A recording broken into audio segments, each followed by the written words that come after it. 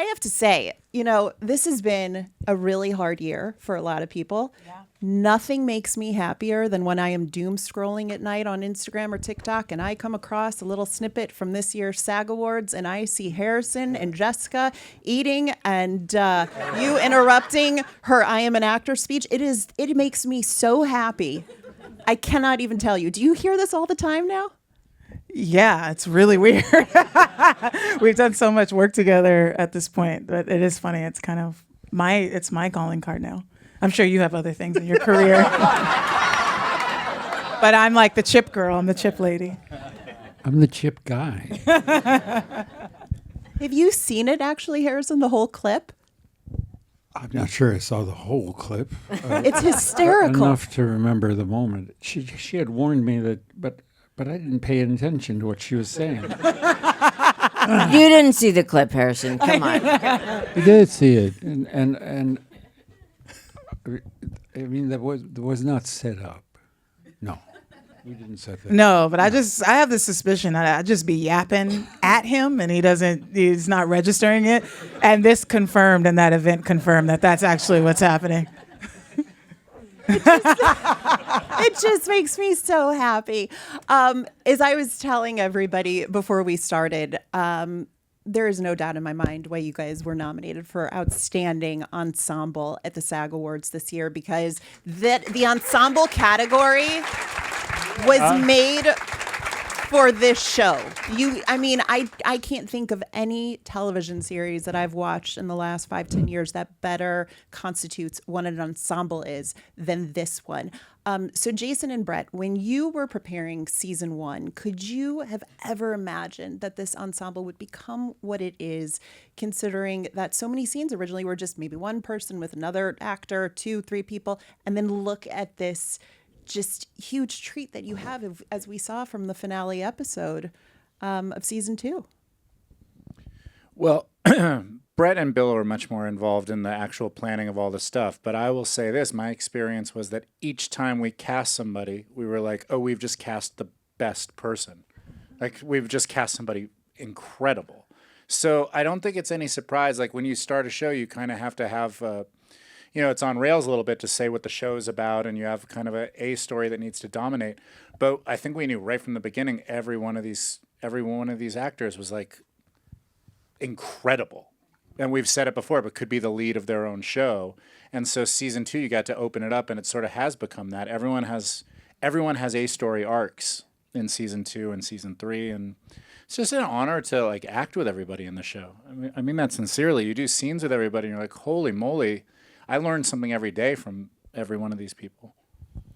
I would also say, and this is, I learned from Bill Lawrence. We have a no dickhead rule. So you cast people who are fantastic actors, but you're also casting people you want to hang out with. And I really think that's so important, because you're going to be with them all the time. And you need to cast people that you think are going to be nice to each other. And I think that's the secret to a good ensemble. Is the reason they all have chemistry is because they all get on, because they're not dickheads. and that's surprisingly rare. I want someone to write an article about this panel and be like, they're not dickheads. That's the key. It is. That's what it is. The season finale, which everybody, again, just watched, it is one of the finest episodes of television I think I have ever seen. And it's true. And thanks. The message in that episode is about being brave and facing your fears and doing it anyway. So how has, anybody can answer this question, but how has season 2 stretched you as an actor?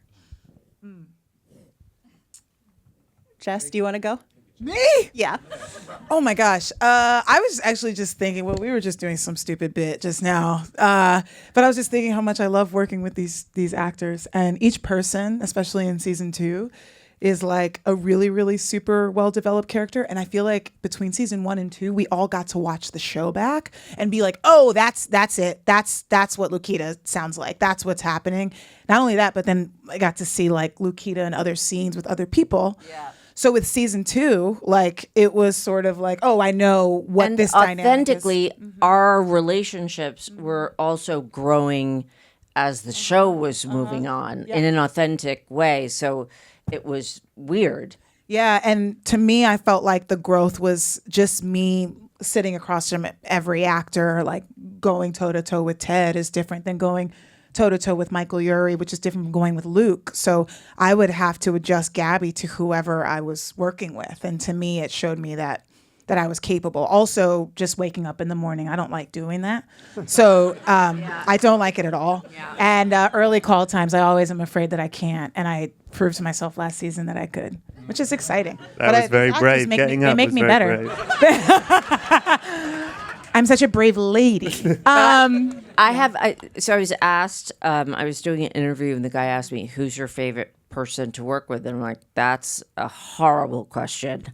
But then I thought about it and I thought, for real, it's every day it would be a different person. Mm-hmm. Every day that I'm working with a different character and different energy, I go, that was great. That's my favorite person. Mm-hmm. There's no favorite person. It's just a different energy and you're using different skills on the show that you normally, I don't know, this show, also everyone on this show comes so super prepared and brings their A game that we could do takes of trying every different thing because you're not doing a take because someone forgot their lines. It's like this show, like you got to bring your A game and we all appreciate it. So I'm so glad you brought that up, Christa, because when I was interviewing Michael back in December last year, he said to me something that I absolutely loved. He said, Jason, that he has never seen you with a script in hand on set. And I quote, he is the most prepared actor I've ever worked with. It is conditioned me to try and be as prepared as him and not have the crutch of having the script on set. So is that true? You never have. Okay. All right, Michael. Okay. No, why don't you fine. relax, Michael? For Christa, it's a different person every day. For Michael, it's me. And I think that's great. We're all different. Bad. We're all different. My For bad, Michael, Jason. I'm his favorite. Okay. And that's great. There are no scripts Sorry, on Michael. set. I didn't mean to single you out. Don't be sorry. It's great that I'm his That was favorite. very sweet. Jason's the most professional. That counts as my participation in the panel, right? No, I'm not done with you yet. Sorry. Am I supposed to comment on that? So Okay.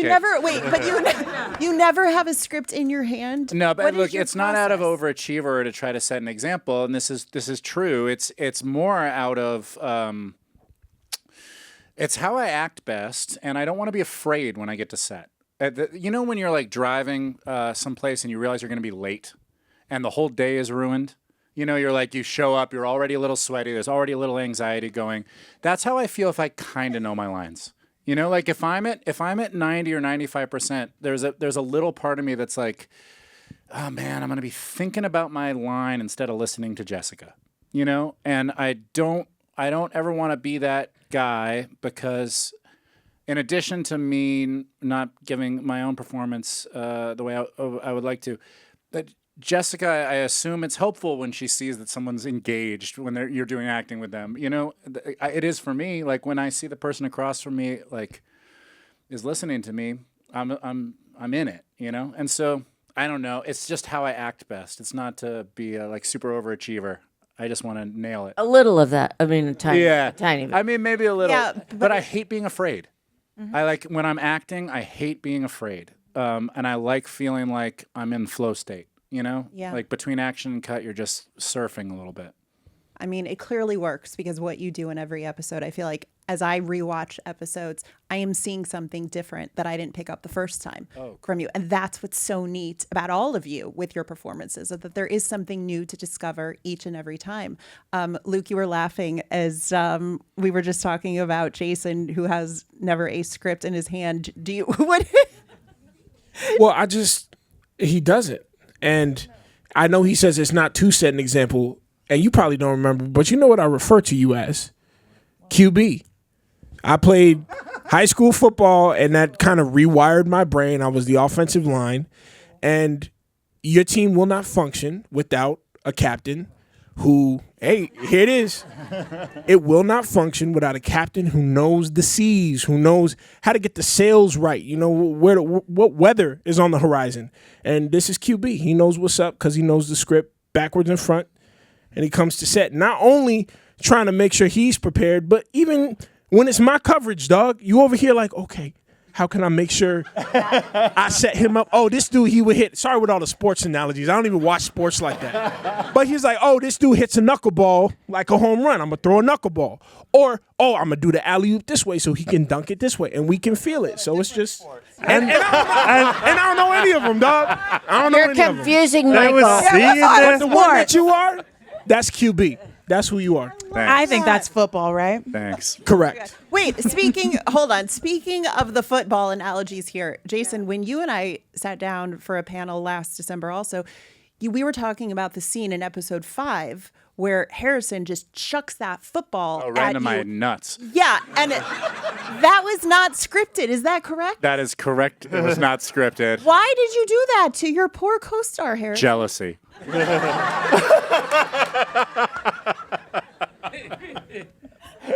I'm the QB from another team. My dog.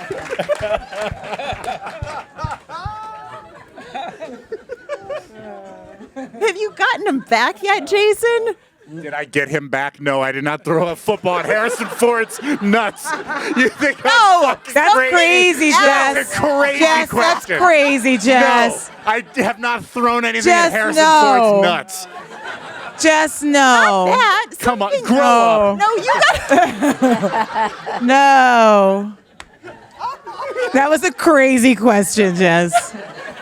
You gotta prank him somehow, some way else. Not that. Kick him in his dick, dude.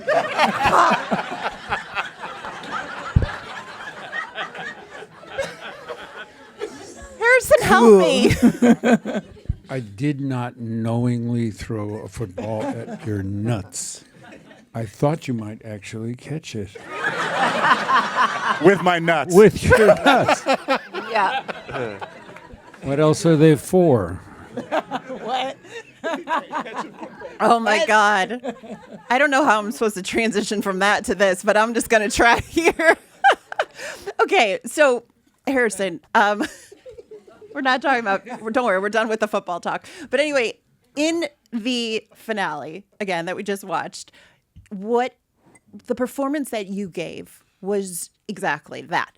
It was so profound and so brilliant. Before I want to talk to you about the physicality of what you have had to do this season, I just interviewed Wendy Malick, and I want to read you a quote that she gave me about you because I thought this was so fantastic. She said to me, "We need this show so much right now. I think it's the best work I've ever seen Harrison do. He's so vulnerable and so funny, but he really lets it all out in this. One of my best friends was diagnosed with Parkinson's 7 years ago. So having this show, it's so healthy for people to see someone going through a life-changing illness. And we all have it. It's either happened to us or someone we love. And I think this is such a crucial thing to do when you can alleviate pain with humor. And it just makes me feel like we're doing really good work in the world right now. And I could not be more proud of Harrison or this show." She bodied that. Oh, nice. Well, it's very nice that some of that reflects on me in a positive way, but the show itself elevates all of us because of its sincerity. It is very respectful, I think, of the people that are going through the disaster of Parkinson's. I feel very responsible for getting it right and not getting that value lost in comedy, or the other way around. I don't want it to be over dramatized. And everybody I know several people with Parkinson's, For each of them, it's a different journey. But this is a character, I think, that is finding himself in front of your face in the context of this disease and the relationships with these people. And it is such an honest treat to have a character that well developed to play, and to have the opportunity to develop it further with these people, all of whom are, as Jason has said, are remarkable artists.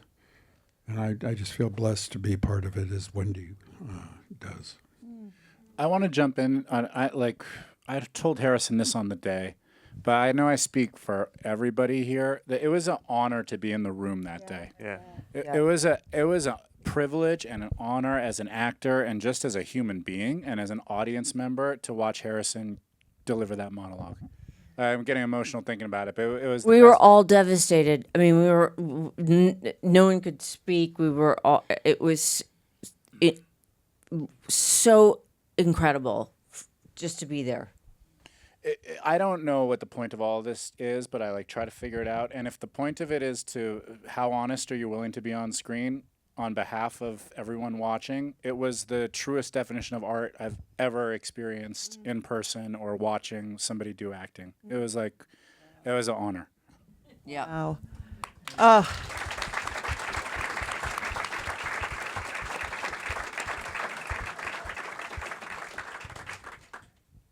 Thank you.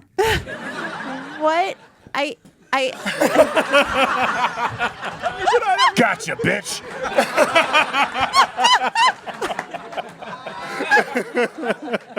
Mic drop. Oh, that's brilliant. Oh my God. Wait, Harrison, you're not off the hook just yet, though. I do want to know what your prep was like for that monologue. How long did it take you? How long did you spend perfecting it? Because it truly a masterclass. Yeah. I don't know. I mean, when you have a speech like that, you think about it for weeks, I suppose. And, well, probably not weeks, because we probably didn't have the script that long. That doesn't sound right at all. You read it once for an hour before we shoot, and then. But it was really well written. That is an enormous. That goes a long way. And it was beautifully written, and it just needed to be said. Yeah. And I don't think about performance. I think about being there. That's, and I generally am surprised by what happens, and I really don't. I don't plan heavily, as opposed to some people that I know.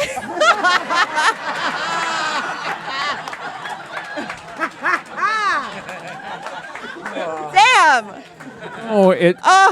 Hey, come on! Wait. Never ends. Can the two of you host Saturday Night Live together? I mean, I would pay to see that. No. They are on a show, though, together called Shrinking. And they do that a lot. Oh, man.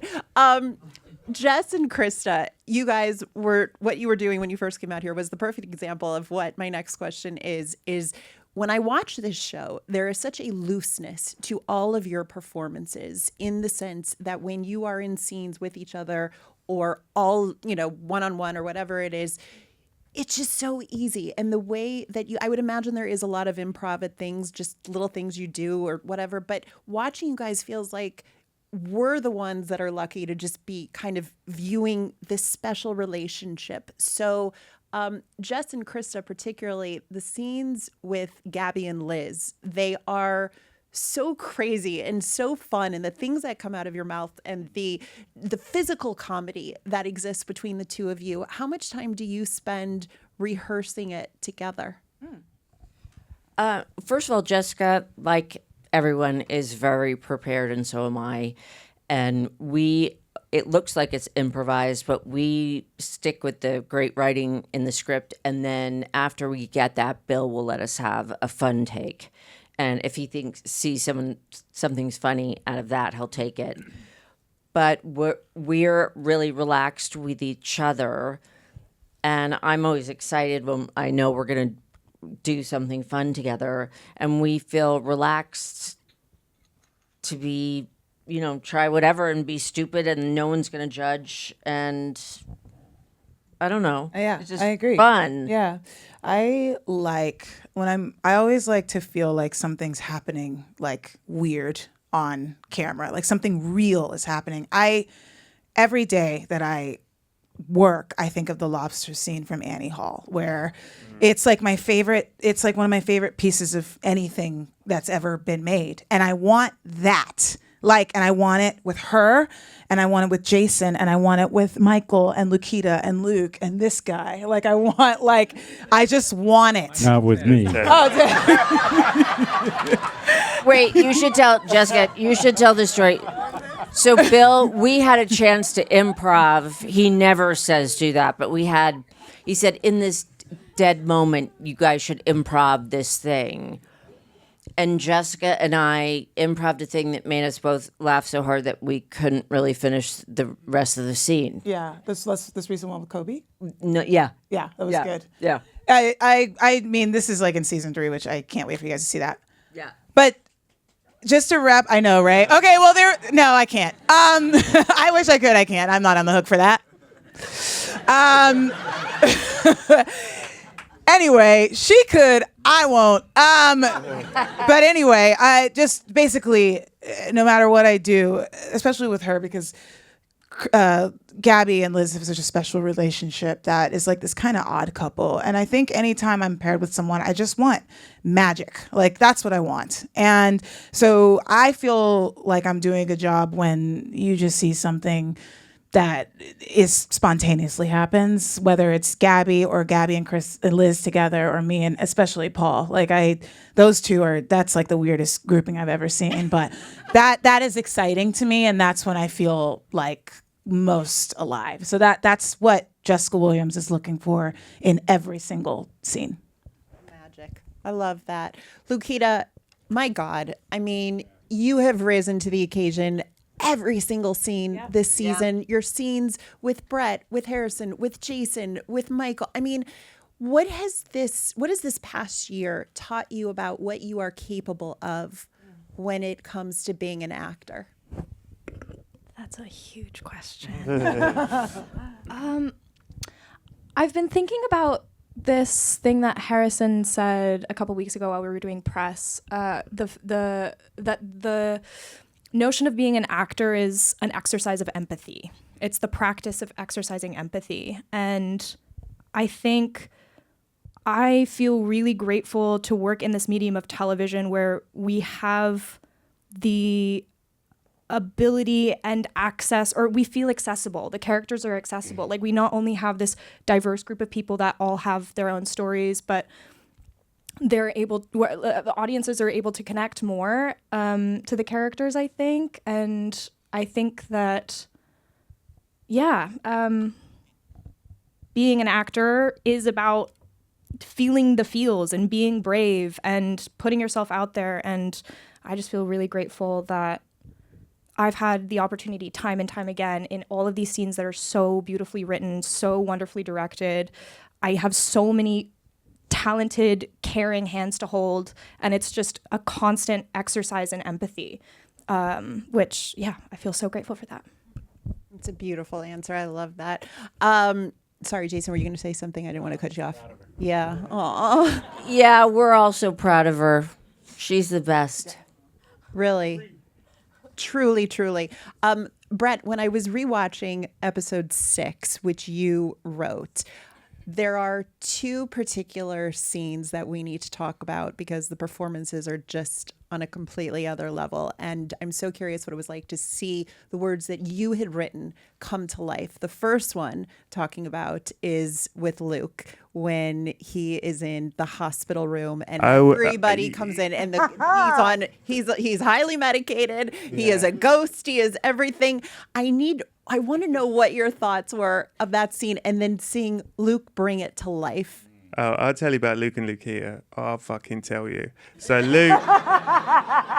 Luke is amazing and an amazing actor. And in fairness to Luke, we didn't, particularly at the beginning of season 2, it's quite heavy, his storyline. There's quite a lot of drama in it. He's always funny and he's a little bit funny, but we gave him quite a lot of drama. And I was like, Luke's fucking funny. And we haven't given him a big comedy thing, and we've reached the peak of his drama. He's let himself be beat up, so then we came up with this thing where he's gonna fucking Def Jam roast comic everyone. and you, I believe he was nervous about it, and I was like, 100% so excited for you to do this, and I know you're going to be amazing. And you've seen it. It was thrilling. He's just bang bang bang. It's fucking great. And it was just so nice because he's had to be quite contained, and it was nice to let him be released. Yes, exactly. And Ted, also your reactions to some of what Luke is doing, it's just so good. But I just want to know what it was like for you to watch Luke do that. And also, your performance great. And then Luke, I want to hear from you too about getting to play something that incredible. When you were the ghost, like, come on, like the ghost is so funny. It's I was just standing there, so I get no credit. I literally was just reacting to what Luke was doing. He was so brilliant, and when you read the script and you kind of envision how you're going to see it play out, and when that curtain drops and you see Luke, it changed everything. And we were all of us alive in that moment because of Luke. And he was amazing. And we had so much fun that day together on set. It was kind of a magical, really a day of glue for this set. And at the end of that day, I think led by Harrison, we started Luke, as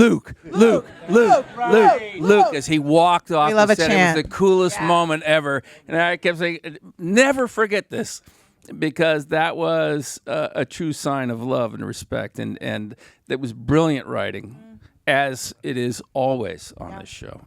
So real quick, I'm gonna shine the light on Ted, because the thing about that I loved so much is that y'all were like so generous in that usually when we see Derek, a lot is funny. Usually when we see Sean, ain't much funny. And y'all had us kind of walk the line on either side.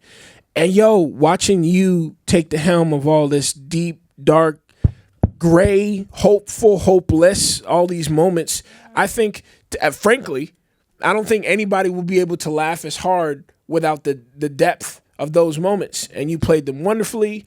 And I continually talk about them with my wife, who is the biggest critic, and all she does is rave about every single one of y'all. And it's an honor. But it was really cool because I felt like we kind of are kindred spirits in putting on a different outfit for the show. We were trying on different tools. And I think, frankly, both you and I earned the trust of a lot of the writers, because in season 3, I think we both, coming off of this past week, I think we both got some more stuff that we earned being able to play, so. That's one of my... In his shadow, you're That's fine. one of my... That I love that scene for so many reasons, but I think Jessica was kind of called attention to, in that scene, you're just like, yeah, that fucker's weird. Like, you're just kind of, you're doing the Derek thing, which is like going along with it, having a fucking time, just being like, just taking it as it comes, which I think is what a lot of people love. And that's like, you were peak Derek in that. But Luke, that scene is insane. You're phenomenal in that. Yeah. It's just, Stop! I cried. Daniel on me. Cry again.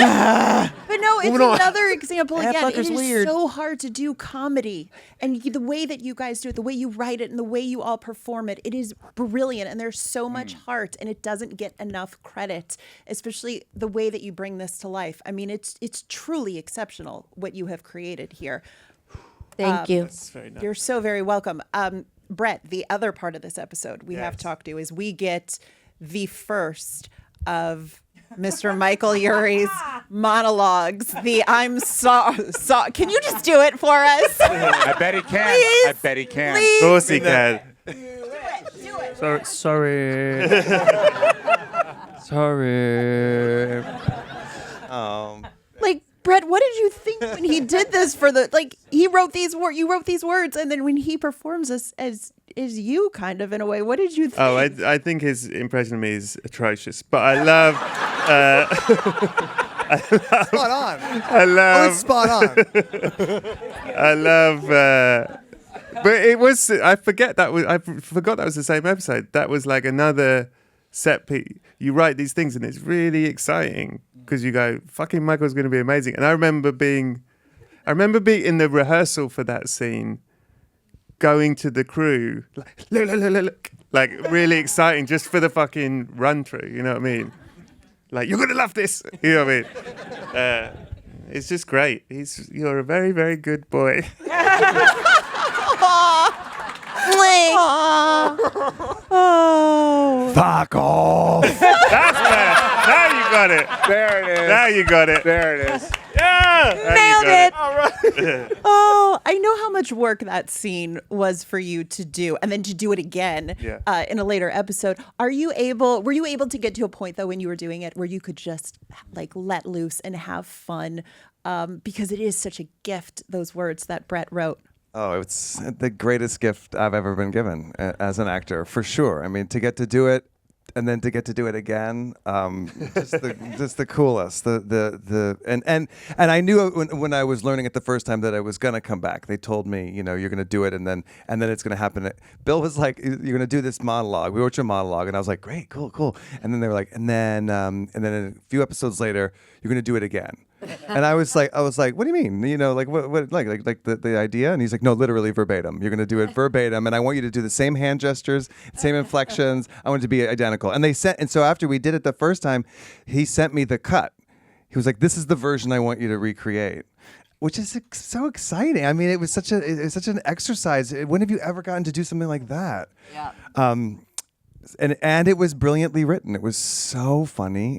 And what I do in that is verbatim. It's not. There's no. Except the Sutton Foster Bernadette Peters changed the kid's name. Yes. Great. Yes. That So from the first time to the second time that Brian and Charlie decided they were going to go with a different Broadway diva. Yes. By the second time, but it was a dream. It was totally dreamy. But I will say, I'm so interested because the rehearsal for the crew is kind of. And sometimes it's like the most important time you do it, because you know like it's the fresh eyes, and they like you work it out, and then they bring the whole crew in to watch it, and it can be really like it's very exciting because they're all amazing and brilliant at what they do. They've seen all of us, they're there from day to night. So yeah, I have that feeling too of like if they're laughing, it's like, oh hell yeah, dude. And it's so often when I'm preparing, I'm thinking about that run, and because the rest of it gets easier as you go along, but that one is like you do it from the beginning to the end, and there's no camera, there's no marks, everyone's there to watch what you're gonna do so that they can prepare the set for to shoot it. And that day I was like, if you don't get this monologue right for the crew, you'll never get it right. Yeah. And so that's what I said to him. It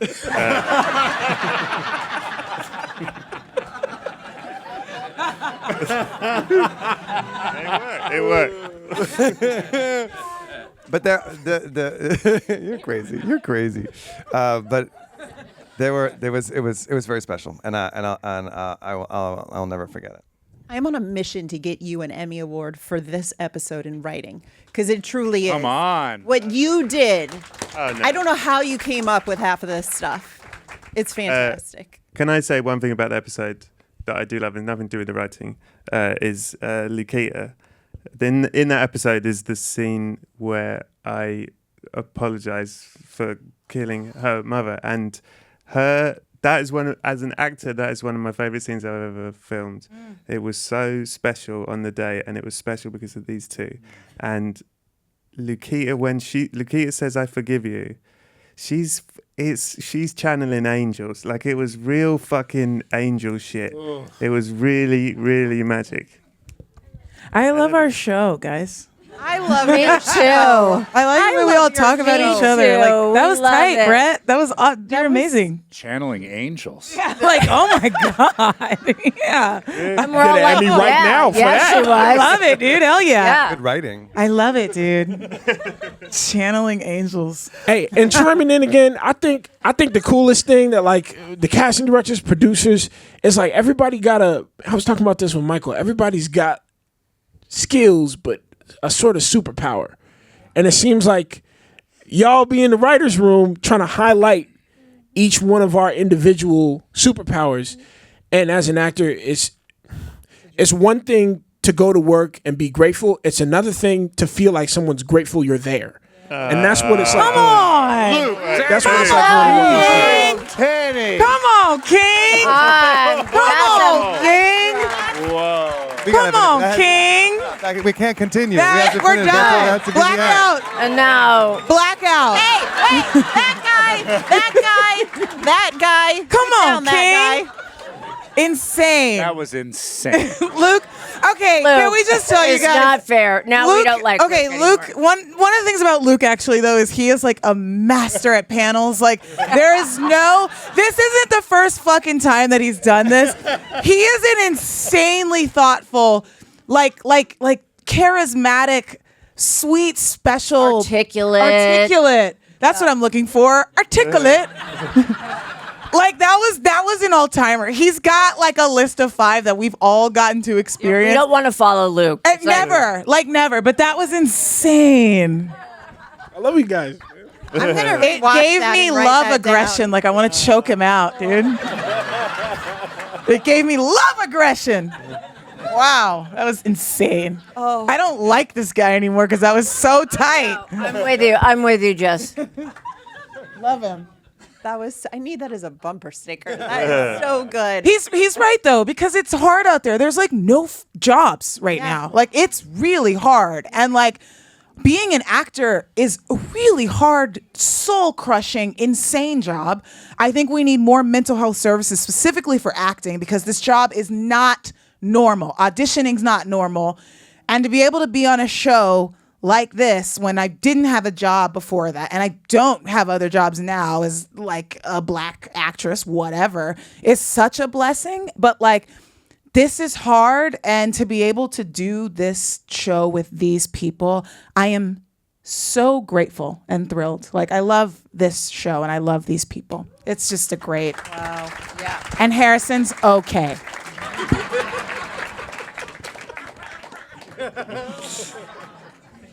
I love it.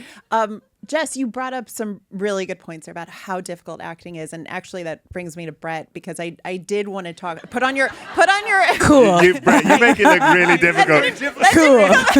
That didn't come out right. I'm sorry. No, put on your. The rest of you, very natural. But Brett, That did you not make it come look out like right. work. Let's talk sorry. about it.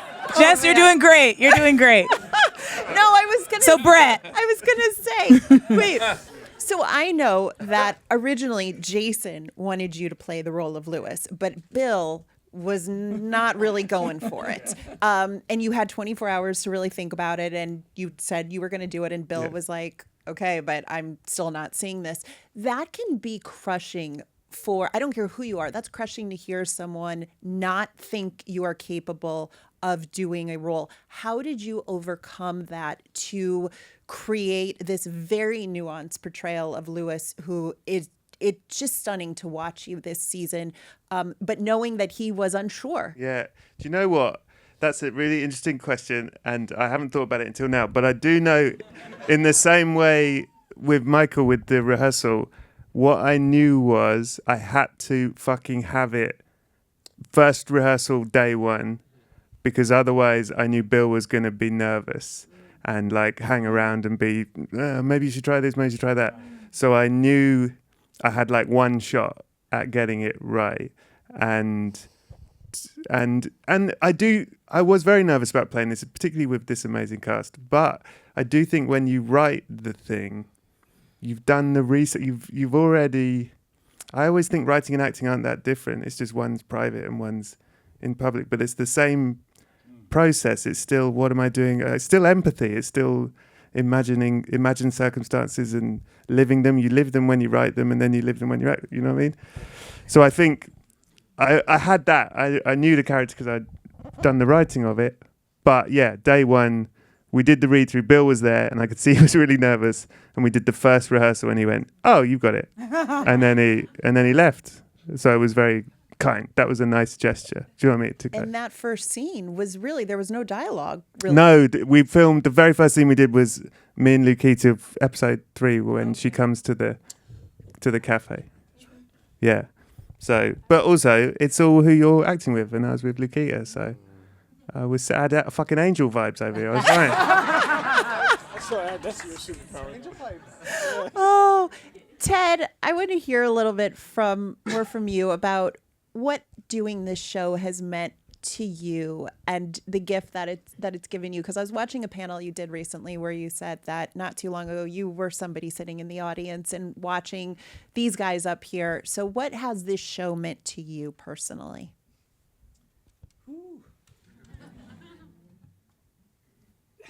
Yeah, I still identify 100% with all of you sitting there and wishing I could be here. And I feel like I can't believe that I'm here, a part of this group. These people are exceptional in so many ways. And to work opposite, each and every one of them is a gift beyond your imagination. And I daily, when I drive on that lot, I can't believe I get to drive on the lot. I get to park next to the stage, which is so special. And then I get out and I'm going to work with these actors who I respect so much. And I'm at a time in my life where this is the greatest escape, and it's such a gift, and I don't take it for granted. All of their brains are insane. Their souls are wonderful. And so I just tried not to be seen and try not to get kicked out.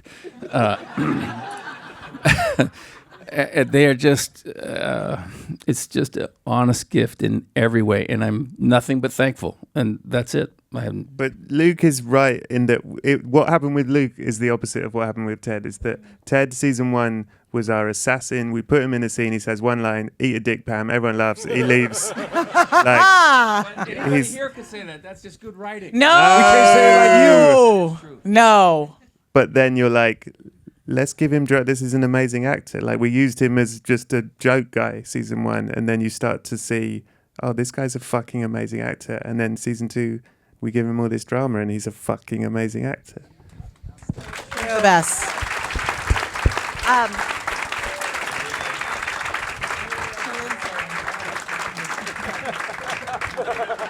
He doesn't like compliments. Everybody cool it.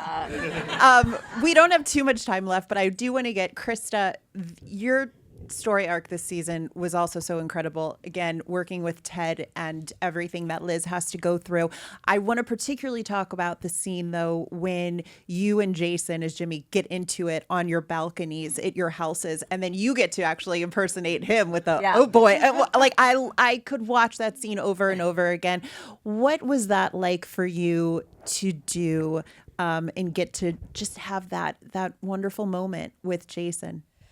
Well, first of all, I had a great. I did a scene with Jessica early in the first season that the line was supposed to be a throwaway line, and the way she delivered it to me made me feel very vulnerable, and I got teary in it. And all the writers, especially the women writers, were like, "We're leaning into that. Liz is vulnerable."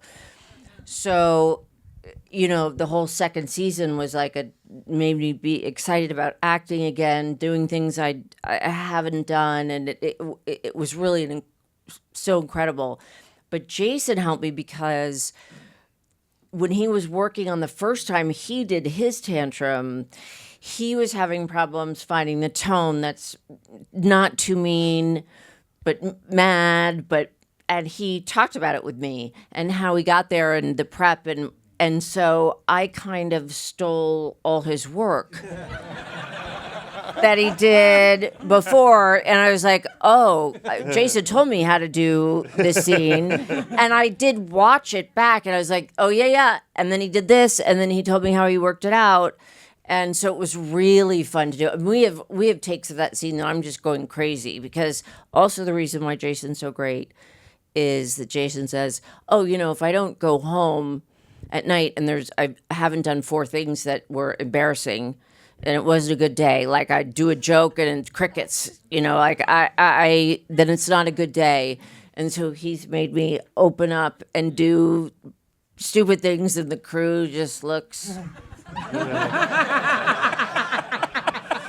And it's not good, but I'm like, that's my one. All right, we're starting with the one thing. So really, I just stole from Jason. You're the best. How was her impersonation of you? It was great. It was spot on. Yeah, and I thought it was really funny. I remember when we were talking about it in the writers' room for season 2 of like, let's give her the exact same thing that they gave me, and we knew she was going to kill it right from the beginning. It's just like a really good writing idea. And by the way, anyone being angry is really funny. It is. It's like when people get angry in real life, it's really funny. Like you lose control of your body a little bit, and like your arms do weird things, and you kind of like. My dad got mad the other day because he just wanted a water glass and he couldn't communicate it. He's an old man. And he said, I just want a water glass. It's like, oh my God, this is like a cartoon. Oh my gosh, I love that. Wait, there are 2 quick scenes I do want to talk about because I think they are so funny. One is Harrison, I'm dying over. Wait, what? Okay, what was it like, you two doing that canoe scene together? The canoe? What I want to know what that was like. I feel Canoe? Like the canoe scene. You remember that? You were there for it. No. You said it was the best day of your life. You said it was the most dangerous stunt you'd ever done.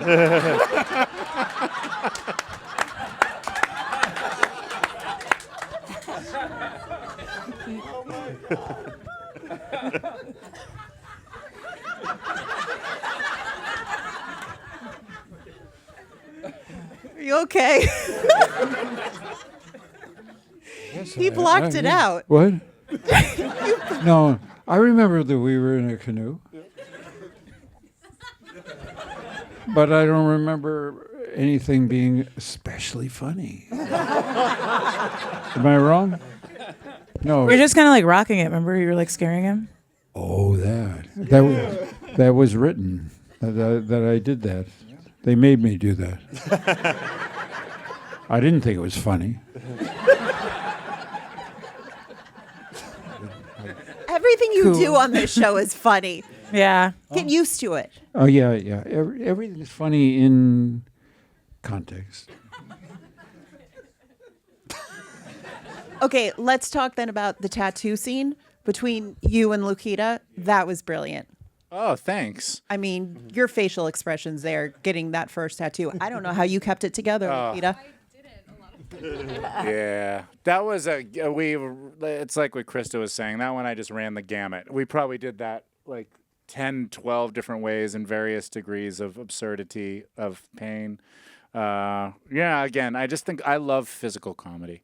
And that's, I'm actually going to segue this into what I love about the show, is that some days you're going to show up and have to have like a really hard emotional day of acting about something you care deeply about. And other days you're going to have to come and like try to be super, super funny, like big funny. That means something to me in my brain. Like, oh, you have to go fucking, that scene has to be really funny. And so I did a sitcom for almost a decade. And well, thank you. But I loved it. I loved it. But I did start to feel, which is the nature of a sitcom, it's repetitive. You know what I mean? You're supposed to be able to tune into any episode at any given time. And it's supposed to be comfortable. I have never once felt like I was repeating myself on Shrinking. I show up every day and it is a brand new fucking thing that we're gonna have to do. And Jessica and I have done a bunch of scenes that like challenged me, like really, really challenged me comedically because she's as fast as they come, and like they were also built like to be. They do these, as a lot of scenes in Shrinking do, these crazy turns where we're like doing big jokes and then all of a sudden someone says something akin to like, "And you broke my heart." And the fucking thing turns, you know? Yeah, I love turns. Yeah. Like you're so good at turns. Well, thanks.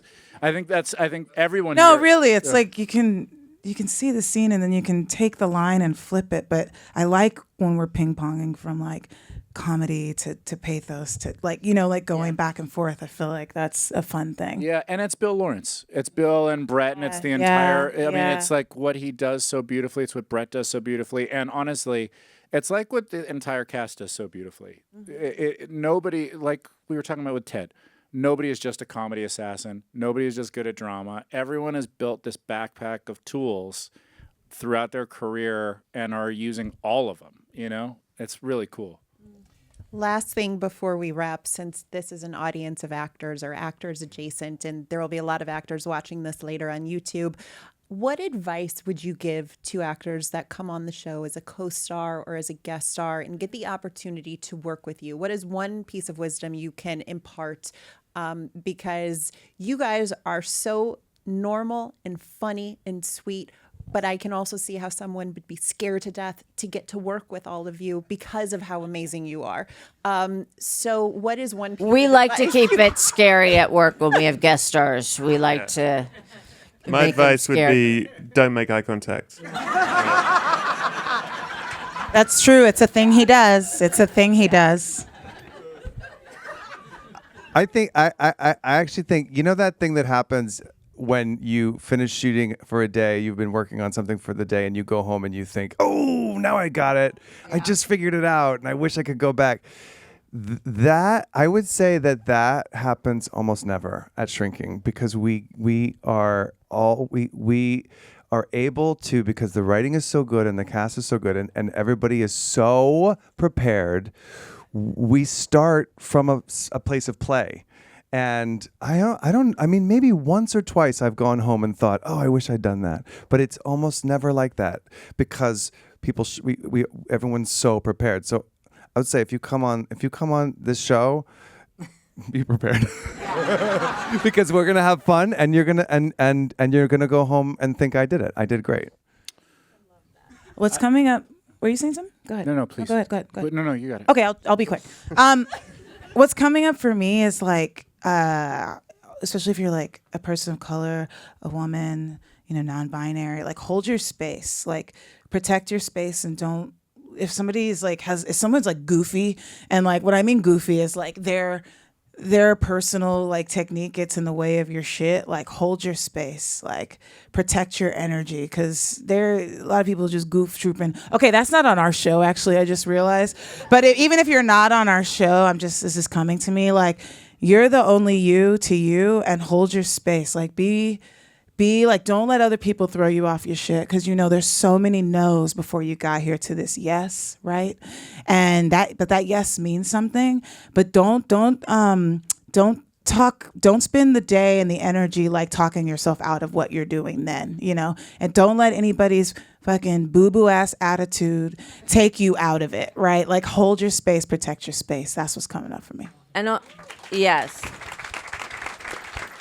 And also treat auditions like a job, that you've gotten the job and you're going to do this, 5-minute play, and things will be different when you do it. That it's really hard to get it up for an audition because you don't know, especially now in the times of self-tapes.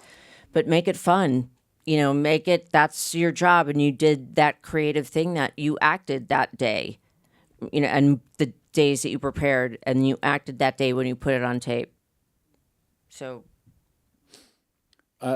what came up for me when you asked the question is kind of practical.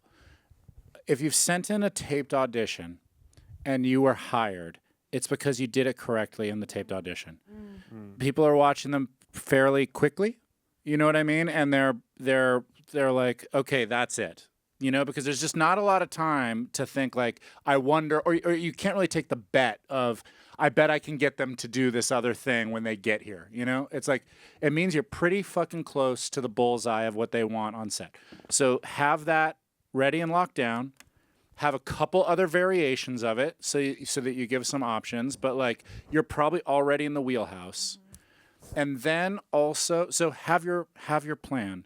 But then also be ready to not have a plan, because, no, it's true. Like, be ready, like, know what you're gonna do. But then also just know, in my opinion, there's nothing worse than standing across from an actor with a plan. And no matter what you're doing, they're gonna do this fucking plan, you know.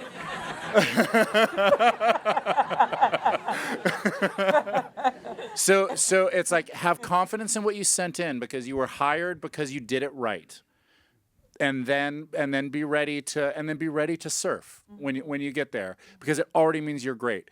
Look, sorry, I'm talking long on this, but I think being an actor is hard too. It is. I think it's so fucking hard, and I really believe, as I do a bunch of different jobs in here, and they're not just on this show, just in trying to make it like all of you. You have to celebrate every fucking step. You have to celebrate when you write the end on a script before you sell it. Like, it's hard to finish a screenplay. If you got hired to be on a TV show, you achieved the impossible. In any capacity. It is so fucking hard. So, like, first thing I would do when you get the call is like, holy shit, I'm fucking awesome. Yeah.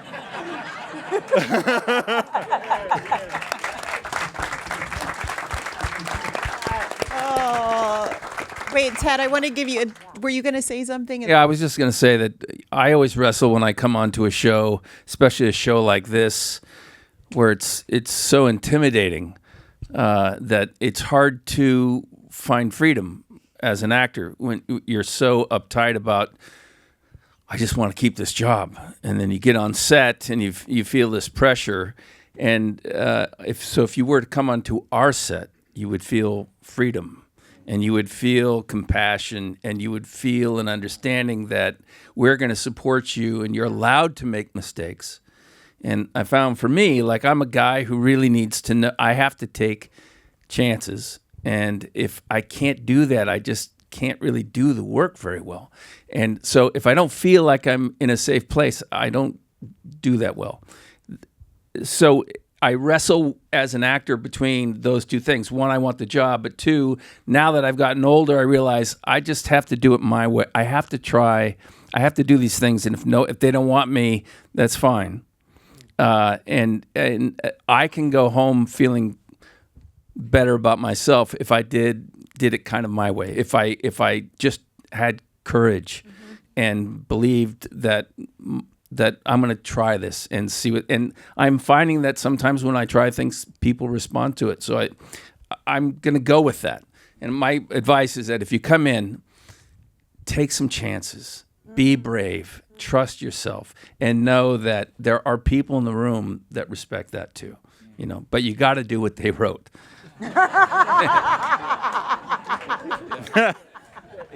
Yeah. I hope this is not cheesy to say, but this panel felt like going to therapy, and in the best way possible. And I cannot thank you all enough for giving everything of yourselves. Thank you, Jessica. This show. Thank you, You are Jessica. phenomenal. Thank you, Jessica. Thank you. That was a blast. Thank you, Jen. That was great. Thank you very much.